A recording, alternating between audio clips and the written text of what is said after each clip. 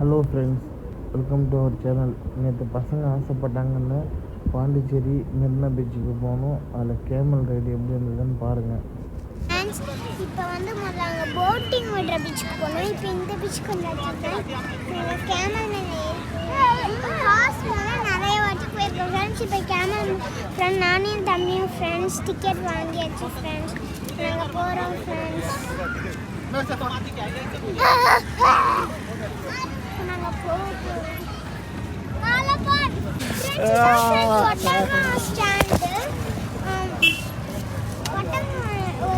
இன்னொரு பசங்களை கூப்பிட்டு போயிருக்காங்க. ரவுண்டு போயிருக்கு, திரும்பி வரும் ஃப்ரெண்ட்ஸ். அங்கே ஏறிப்போம் ஃப்ரெண்ட்ஸ்.